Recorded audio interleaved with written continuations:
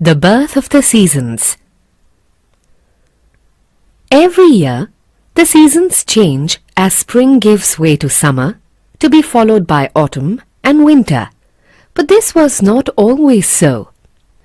A very long time ago, when the earth was still young, it was spring all year round. Nature shared her bounty and crops grew all through the year. Jupiter was the king of all Roman gods and lived on Mount Olympus, the abode of all the gods. His sister, Ceres, the goddess of agriculture, was in charge of the harvest. Jupiter, all the gods and mortals worked hard to keep Ceres happy. If she was upset, crops would die. And Ceres was the happiest when she was with her daughter, the beautiful young goddess Proserpine. They played together in the fields every day. When Proserpine smiled at her mother, Ceres's heart filled with joy. While Jupiter ruled the world above, his brother, Pluto, was king of the underworld, a gloomy kingdom far away from the bright world of Olympus. The sun never shone in this dark and eerie land with black lakes and dripping caverns. The only light was from underground fires, but they never snapped or crackled. The waters of the lakes would glow from the light of the silent burning fires. Pluto loved this world. Even if no one else did, he thought it more beautiful than the blue skies, green fields, and flowers of the world above. But he had to come to his temples in the world above sometimes, even though the cheery sunlight hurt his eyes and the sweet fragrance of flowers made him feel faint. It was on one of these visits that Pluto saw Proserpine while she picked flowers in a field and fell in love with her. "I have never seen anyone so beautiful," he thought. "I will take her home, and she will be my queen." As he swooped her up in his chariot, the goddess cried out in surprise and confusion. Ceres heard her cry from afar. "My daughter needs my help!" she cried. But try as she might, she was too far away to come to Proserpine's aid. Pluto rode away, plunging his chariot into the darkest depths of the underworld, taking Proserpine with him.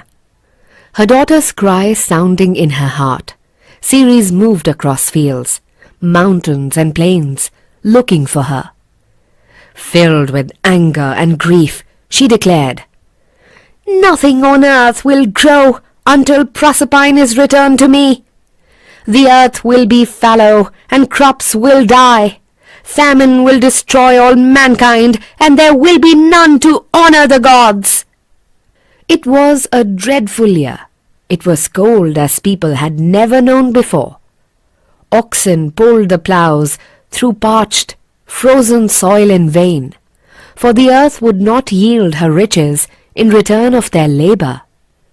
"Will this winter never end?" people asked, as they prayed to the gods to relieve their suffering. Trapped in Pluto's underworld realm, Proserpine knew no way of escaping. Pluto loved her very much, but he would not let her return to her mother. Though there was no dearth of food in the underworld, and Pluto laid out the best food in his kingdom for her, Proserpine would not touch any of it. "I have never known hunger such as I feel now," she thought. "But I dare not eat a morsel, for the fates have said that anyone who eats the food of the underworld can never leave.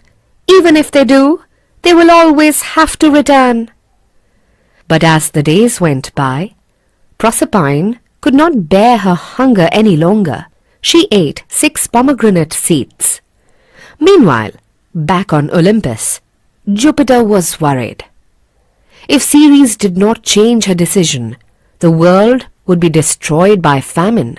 Without people to worship the gods, they would lose their importance. "A compromise is the only way," Ceres won't hear of letting crops grow until Proserpine returns to her. And I know Pluto. He will never agree to let her go. So, Jupiter did what he often did. He sent his youngest son, Mercury, the messenger god, to negotiate a deal with Pluto. Even as a child, Mercury had been clever at making deals. But this deal might be his hardest yet. Pluto, king of the underworld, was deeply in love with Proserpine. When Mercury heard that Proserpine had eaten the pomegranate seeds, he had to think quickly. "My lord," he said to Pluto, "I am here by Jupiter's command. Proserpine must return to the world above, for Ceres has sworn to lay the whole world to waste if she does not return. However, she will not be away from you forever." The deal Mercury made with Pluto was that Proserpine would live as queen of the underworld for 6 months of the year.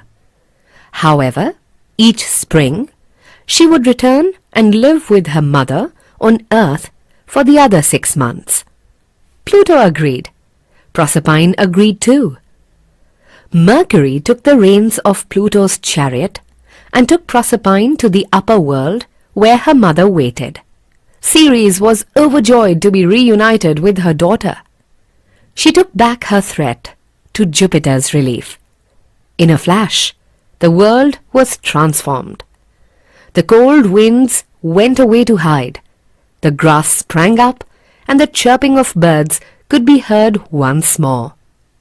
So it is that each spring, Ceres makes the flowers bloom in welcome when her daughter, the queen of the underworld, comes to stay with her. Each autumn, when she goes back to Pluto, Ceres cries and lets all the crops die, signaling the start of winter. The next spring, the cycle starts again, when Proserpine returns.